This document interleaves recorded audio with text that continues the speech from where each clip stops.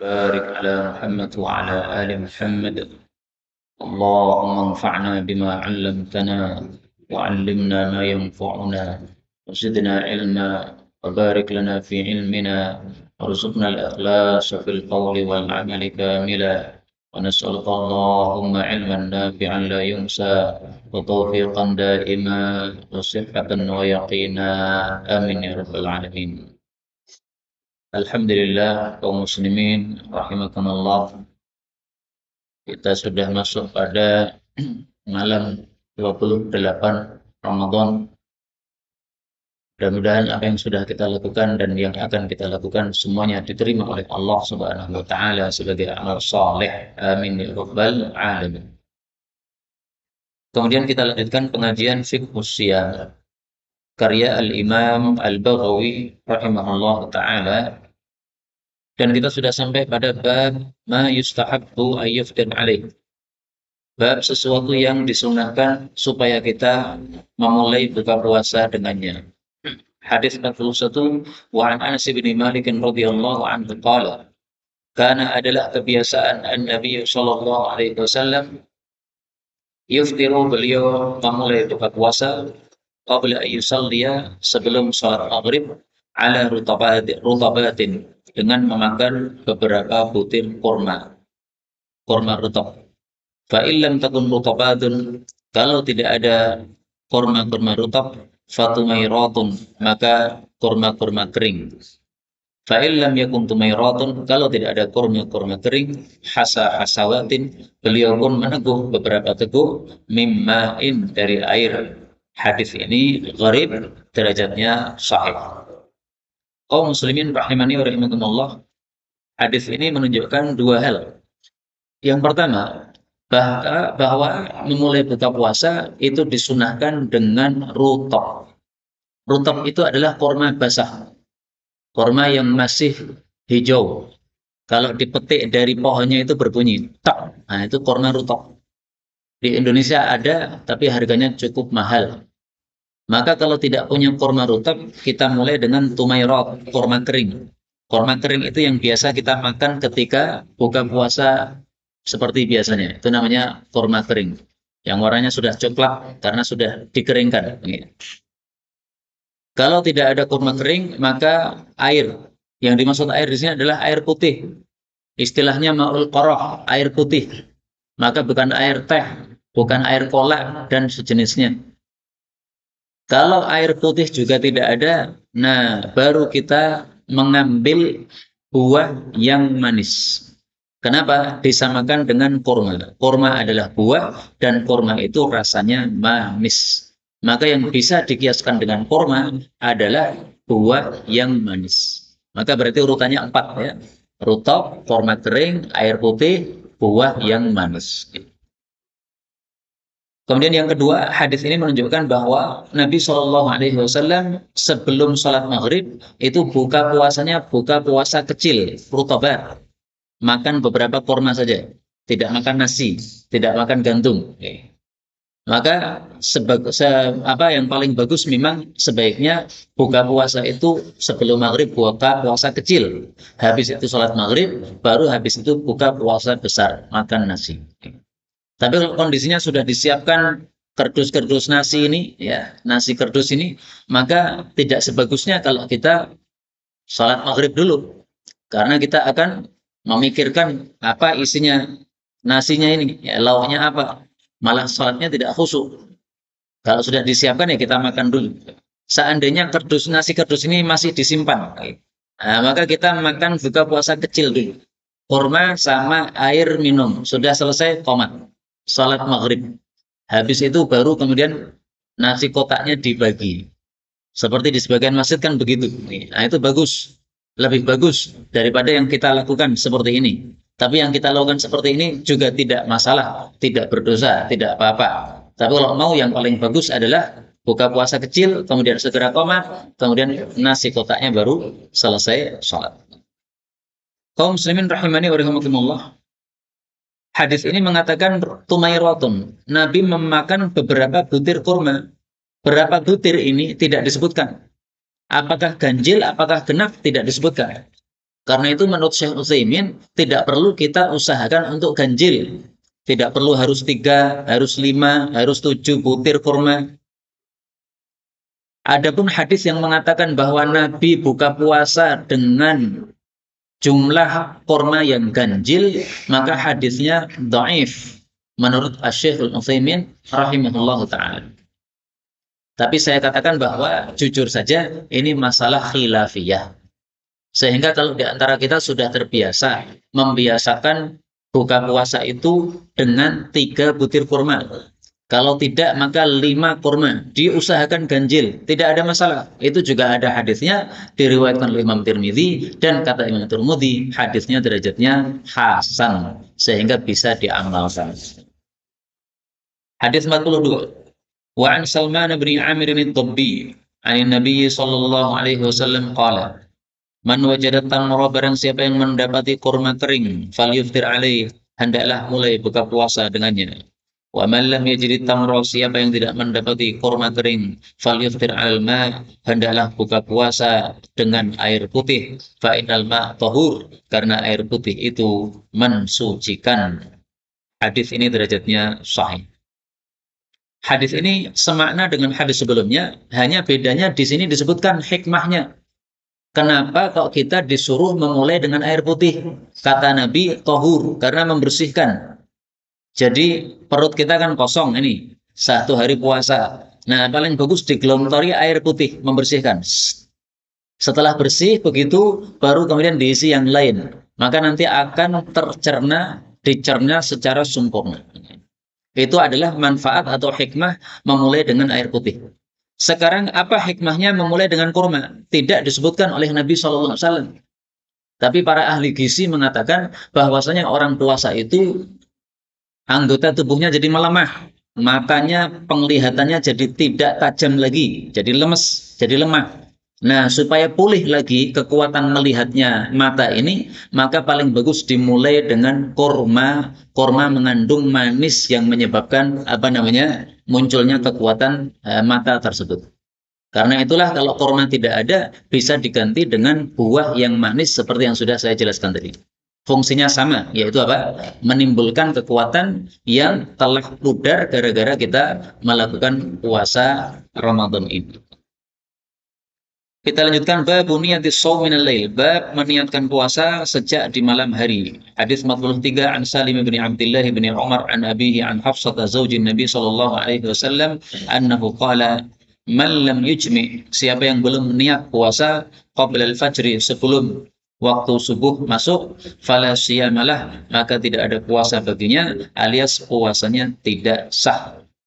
Hadis ini diriwayatkan sebagai sabda Nabi, juga diriwayatkan sebagai perkataan Ibnu Umar radhiyallahu anhu. Tetapi sahih menurut sebagian ulama sebagai sabda Rasulullah sallallahu alaihi wasallam karena diriwayatkan oleh perawi-perawi yang thiqah. Kaum muslimin rahimani wa rahimakumullah. Masalah ini masalah khilafiyah. Apakah orang itu puasa niatnya harus sebelum subuh ataukah tidak? Ini masalah khilafiyah. Tapi saya pilihkan kepada antum perkara yang dipilih oleh mayoritas para ulama. Puasa dibagi 2. Kalau itu adalah puasanya puasa wajib, maka kita harus meniatkan puasa tersebut sebelum masuk waktu subuh. Kalau puasanya wajib. Dan puasa wajib itu ada beberapa. Puasa Ramadan, puasa wajib. Puasa mengganti utang Ramadan juga puasa wajib. Puasa karena nazar, puasa wajib.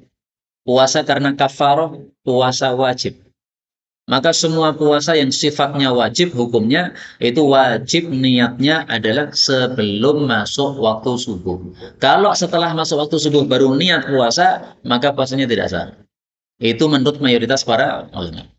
Yang kedua, kalau puasanya adalah puasa sunnah, maka boleh kita meniatkannya setelah subuh, tidak apa-apa. Misalnya, kita sudah biasa puasa Senin Kemis. Pada hari Senin, kita bangunnya kesiangan. Adzan subuh kita baru bangun. Nah, karena sudah adzan subuh, otomatis kita tidak sempat sahur. Dan kita belum meniatkan untuk puasa. Nah, maka kita niatkan setelah adzan subuh nggak apa-apa. Nggak apa-apa, ini hari Senin, saya tetap akan puasa Senin Kemis, meskipun tanpa sahur. Niatnya telat, niatnya setelah adzan subuh, nggak masalah, karena puasanya adalah puasa sunnah. Ini ringkasan pendapat mayoritas para ulama. Adapun di sini panjang lebar beliau Imam Baghawi menjelaskan perbedaan-perbedaan pendapat para ulama, tidak usah kita baca karena ini masalah-masalah yang sudah sering dibahas dan termasuk masalah khilafiyah. Kita lanjutkan hadis yang ke-44. Wa an Aisyah ummul mukminin radhiyallahu anha qalat, kana adalah Nabi sallallahu alaihi wasallam ya'tini, datang kepada saya. Fayaqulu, lalu bertanya, "A'indaki ghada, apakah kamu punya makan siang?" Makan siang maksudnya sarapan, ya, sarapan pagi. Fa'aqulu la, maka saya mengatakan tidak. Fayaqulu, maka Nabi mengatakan, inni sha'im, kalau begitu saya puasa saja hari ini. Qalat fa'atani yauman. Aisyah mengatakan, Nabi datang kepada saya pada satu hari. Faqultu ya Rasulullah, maka saya laporkan, wahai Rasulullah, innahu uhdiyat lana hadiyah. Kami diberi hadiah oleh seseorang. Qala wa ma hiya? Nabi bertanya, apa hadiahnya? Qultu hais. Saya jawab, makanan hais. Ini satu jenis makanan orang Arab, ya. Qala, beliau mengatakan, ama ketahuilah, ini asbahtu sha'iman. Saya tadi sudah niatan puasa. Qala tsumma akal. Kemudian Nabi malah memakan makanan tersebut. Hadis ini hadis yang sahih. Hadis ini menunjukkan dua masalah. Masalah yang pertama, orang yang puasa sunnah niatnya boleh setelah subuh. Karena sekitar jam 7 mungkin, nah ini Nabi bertanya, ini ada sarapan enggak nih? Sudah waktunya sarapan? Aisyah mengatakan tidak ada ya Rasulullah. Dan ini menunjukkan betapa miskinnya Rasulullah Sallallahu Alaihi Wasallam. Sampai untuk sarapan saja kadang-kadang nggak ada. Maka di antara kita, kalau merasa miskin, ketahuilah ada yang lebih miskin daripada engkau, yaitu siapa? Rasulullah Sallallahu Alaihi Wasallam. Rasulullah itu miskinnya memang karena suka untuk miskin. Salah satu doa yang beliau panjatkan kepada Allah, Allahumma ahyini miskinan. Ya Allah, hidupkanlah saya sebagai orang miskin. Ini doa jangan dibaca, karena kita tidak sabar. Kalau Nabi orangnya sabar, silahkan. Minta miskin, silahkan. Jadi Nabi itu sebenarnya rizkinya dari Allah banyak. Tapi beliau nggak pernah mau simpan duit, sehingga dibagi-bagi, disedekahkan. Akhirnya hidupnya hidup miskin. Nah, suatu hari tanya, ada sarapan nggak? Jam 7 ini. Ya. Dijawab, tidak ada. Nabi mengatakan, ya sudahlah. Karena ba'da subuh tadi sampai jam 7 ini saya belum makan, maka saya niat sekalian untuk puasa. Berarti niatnya setelah subuh, nggak apa-apa. Karena puasanya puasa sunnah. Yang kedua, hadis ini menunjukkan bahwa puasa sunnah boleh dibatalkan. Rasulullah sudah niat puasa. Tiba-tiba diberitahu, ini ada yang ngasih hadiah. Nabi tanya, hadiahnya apa? Makanan hais. Nah, makanan yang cukup enak itu. Maka Rasulullah mengatakan, baik, siapkan, saya makan saja. Padahal tadi saya sudah niatan puasa. Tapi dibatalkan oleh Nabi. Nggak apa-apa. Kenapa? Ini puasa sunnah. Rasulullah Shallallahu Alaihi Wasallam bersabda dalam hadis yang lain, al-mutatawwi amiru nafsih. Orang yang puasa sunnah itu pemimpin untuk dirinya sendiri. Insya'a sama, kalau dia mau silahkan lanjut puasanya. Wa insya'a aftar. Kalau dia mau silahkan dia mokel, dia berbuka. Hadis riwayat Tirmidzi sahih. Tapi tolong jangan dijadikan sebagai kebiasaan. Puasa Senin Kemis. Tapi kemudian biasa jam 8 mokel. Sudah sahur kemudian jam 8 mokel. Sudah sahur jam 8 mokel. Jangan dijadikan kebiasaan.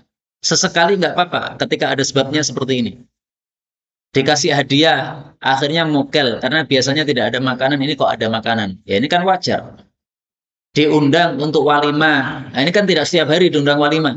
Nah, maka ketika ada undangan walimah, puasa Senin Kemisnya kita batalkan. Silahkan, nggak ada masalah. Tapi kalau dijadikan kebiasaan, tanpa sebab tiba-tiba mokel wahai, nah itu tidak sepantasnya seperti itu kita lakukan. Nah, maka dulu ada salah satu bapak yang bertanya kepada saya, ini saya sama istri biasanya puasa Senin Kemis, tapi nggak tahu nih kenapa tiba-tiba kita main hubungan pagi-pagi. Nah, mungkin tergoda atau gimana? Nah, gimana ini? Apakah dosa ataukah tidak? Ya kalau dosanya ya tidak, karena apa? Puasa Senin Kemis adalah puasa sunnah. Tapi saya pesankan besok jangan diulang lagi. Kalau sudah niat puasa ya lanjutkan puasa. Kalau mau hubungan ya sabar, nanti nunggu apa? Maghrib. Nah, tadi ketika terjadi hubungan apa sebabnya? Nah, sebabnya itu dihindari, jangan dilakukan lagi sehingga nanti menjadi kebiasaan apa? Membatalkan puasa sunnah kita.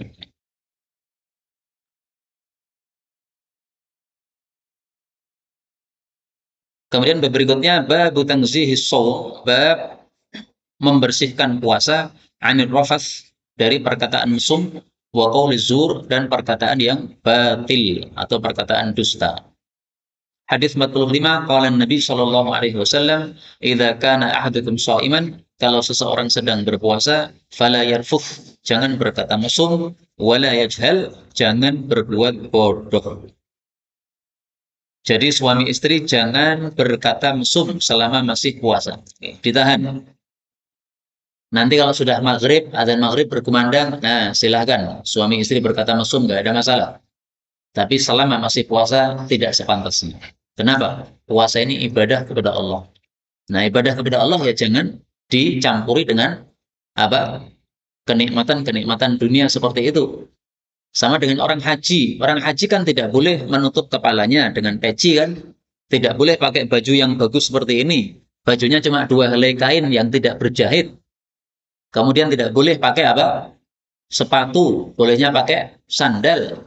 Karena sepatu menutupi apa? Mata kaki. Nah, itu aturan-aturan haji itu supaya apa? Supaya fokus ibadah haji, ibadah betul-betul kepada Allah, tidak menggunakan kenikmatan-kenikmatan dunia.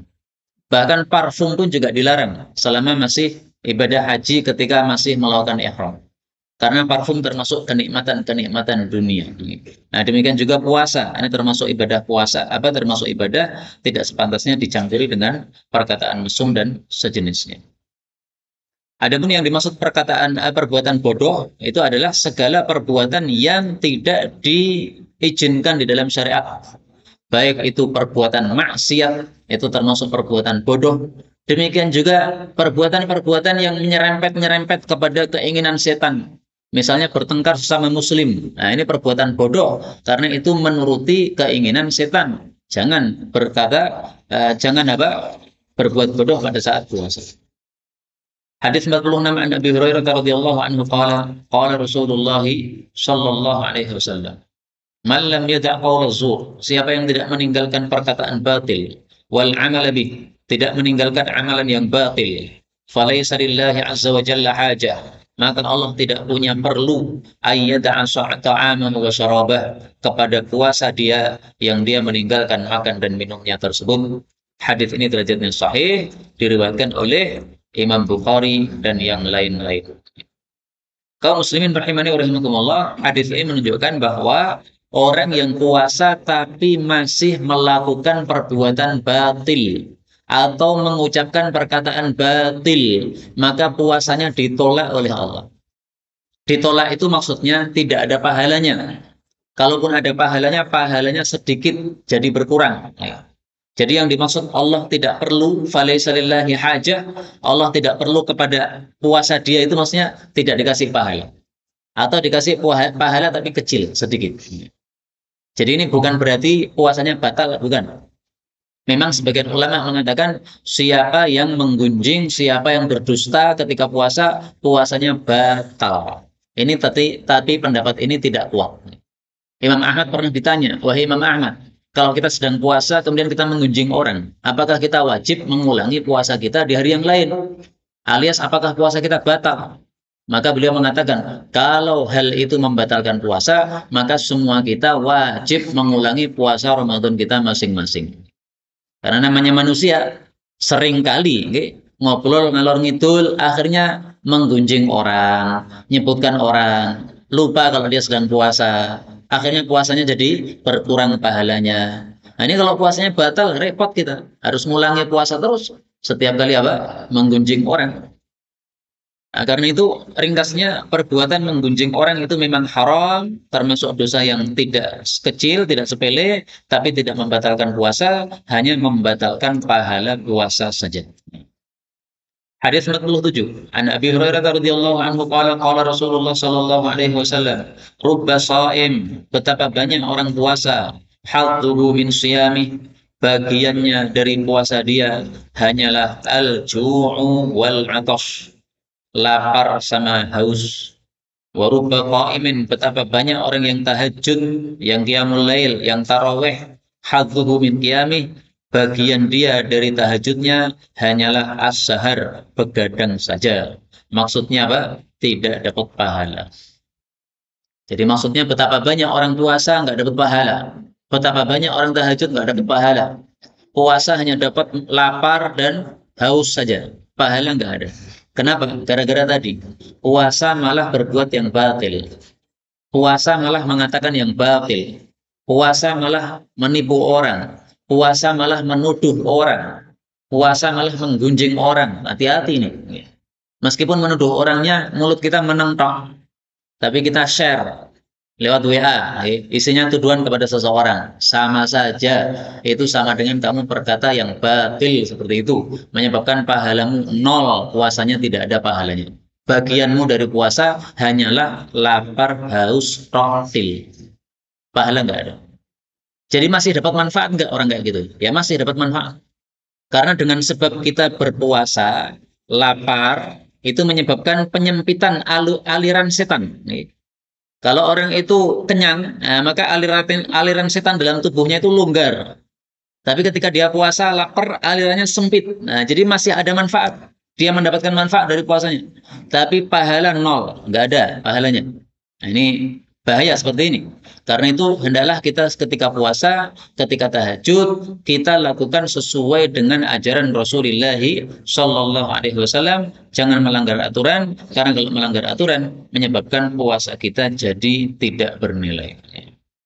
Kita lanjutkan secara cepat bab berikutnya, bab buku pelatih soim, bab mencium orang yang sedang puasa. Orang yang sedang puasa mencium istrinya, bagaimana hukumnya? Hadis 48, an Aisyah, anna Nabi sallallahu alaihi wasallam kana yuqabbil, Nabi biasanya mencium istri wa huwa shaim, dalam keadaan puasa. Walakin kana amlakakum li irbih, tapi beliau orang yang paling menguasai terhadap syahwatnya.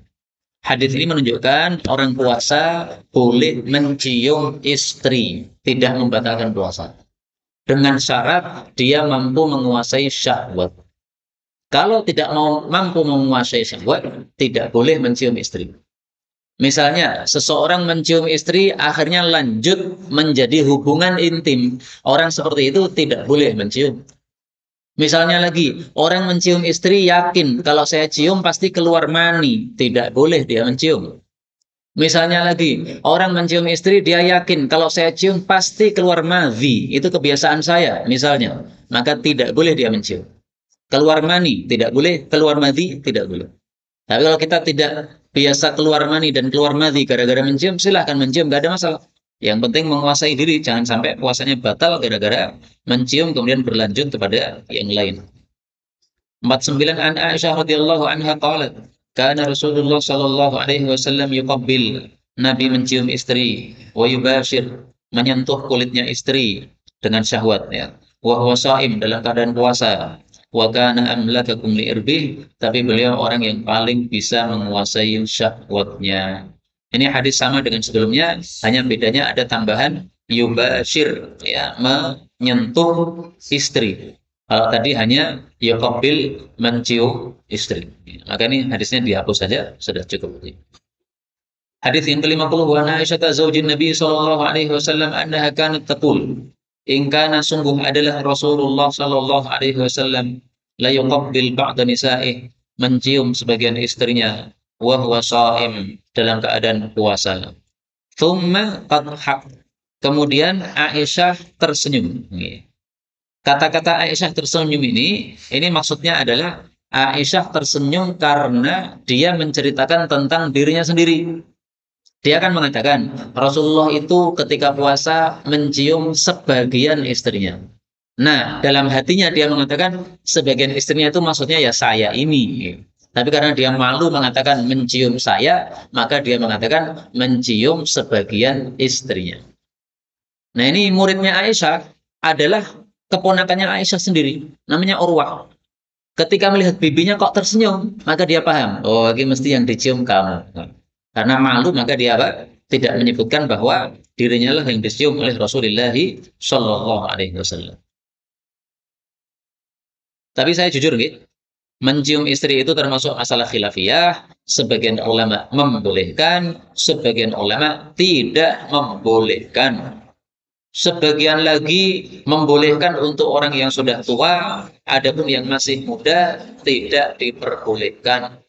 Itulah pendapatnya Imam Malik. Tidak boleh orang yang masih muda untuk mencium istrinya ketika puasa. Nah, muda itu batasnya apa? Ya, ketika masih disebut muda itu ya muda. Seperti saya misalnya, panjenengan ditanya, ini ustadznya muda atau tua? Saya yakin panjenengan ngomongnya muda. Nah, berarti saya kena hukum. Nggak boleh cium istri ketika puasa menurut mazhab Imam Malik. Hadis terakhir, hadis 51. Waruya diriwayatkan an Misda' Abi Yahya an Aisyah anna Nabiya sallallahu alaihi wasallam kana yuqabbiluha wa huwa sha'im. Nabi biasa mencium Aisyah padahal Nabi sedang puasa. Wa yanussu lisanaha. Bahkan Nabi mengemuk lidahnya Aisyah. Lidah ketemu lidah suami, lidahnya suami ketemu lidahnya istri. Nah, ini tidak ada masalah dengan catatan tadi. Tidak lanjut dan tidak menyebabkan keluar mani dan tidak menyebabkan keluar mati. Makanya Imam Baghawi mengatakan wa idza anzal, seandainya seseorang itu keluar mani bi qublatin aw mubasyarah, gara-gara dia cium istrinya atau gara-gara sentuh istrinya, fasada shaumuhu, maka puasanya batal bil ittifaq, disepakati oleh para ulama. Mencium keluar mani batal puasanya, sepakat para ulama. Beda lagi kalau keluar madhi, mencium keluar madhi belum sampai membatalkan puasa. Tapi siapapun yang tahu bahwasanya kalau dia cium pasti keluar madhi, jangan mencium. Inilah kaum muslimin rahimani wa rahimakumullah yang dapat kita pelajari pada pertemuan kali ini. Benarnya dari Allah Ta'ala, kalaupun ada salahnya, fa astaghfirullahal azim li wa lakum. Sisa waktu kita gunakan untuk memperbanyak doa, karena doa menjelang buka puasa ini doa mustajab. Allahumma salli wa sallim wa barik ala Muhammad wa ala ali Muhammad. Allahumma atina fid dunya hasanah wa fil akhirati hasanah wa qina adzaban nar. Ya muqallibal qulub tsabbit qulubana ala dinik wa ya musarrifal qulub sarrif qulubana ila ta'atik. Allahumma ansur man nasara ad-din wa khudhil man khadhala al-muslimin wa ansur al-mustad'afina minal mu'minin wa ayyidna wa ayyidhum bi ruhin minka ya arhamar rahimin. Rabbana taqabbal minna innaka antas samiul alim wa tub 'alaina innaka antat tawwabur rahim. Rabbana asrif 'anna 'adzab jahannam inna 'adzabaha kana gharama. ربنا هب لنا من أزواجنا وذرياتنا قرة أعين واجعلنا للمتقين إماما. اللهم إنك عفو تحب العفو فاعف عنا.